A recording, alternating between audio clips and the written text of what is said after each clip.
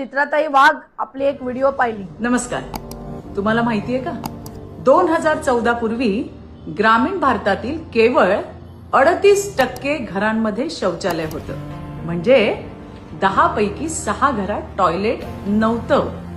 घरात टीव्ही होता, मोबाईल होता, पण महिलांसाठी टॉयलेट नव्हतं. अंधार पडायची वाट बघावी लागायची, भीतीत बाहेर जायचं. हा प्रश्न फक्त स्वच्छतेचा नव्हता, तो महिलांच्या सन्मानाचा प्रश्न होता. आणि मग सुरू झालं स्वच्छ भारत अभियान.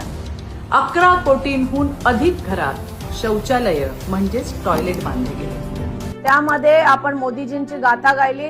त्यांनी देशभरामध्ये आणि राज्यभरामध्ये कशा पद्धतीने महिलांसाठी वॉशरूम आणले ते आपण दाखवले.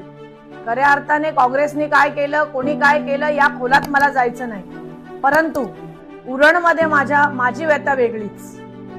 उरणमध्ये अनेक मूलभूत प्रश्नांसाठी मी सातत्याने भांडत आहे. 15 वर्ष भाजपाची सत्ता होती, परंतु त्यांनी काय केलं नाही.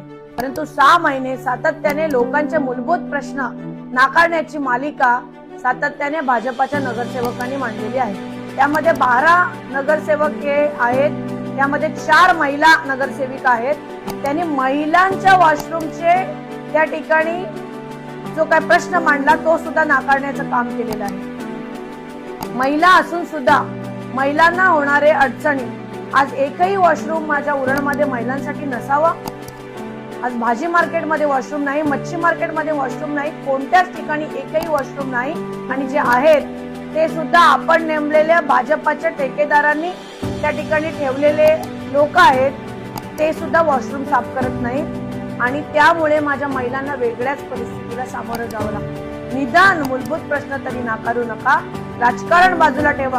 आणि चित्राताई, आपण एक महिलांना फोन कराच आणि सांगा त्यांना की निदान महिला वॉशरूमसाठी प्रश्न नाकारू नका, कारण हा अजेंडा आपण मोदीजींनी आणलाय म्हणून देशभरामध्ये सांगताय. माझ्या उरणमध्ये महिला वॉशरूम झालं पाहिजे, यासाठी प्रयत्न करा. मी आपले आभार मानते.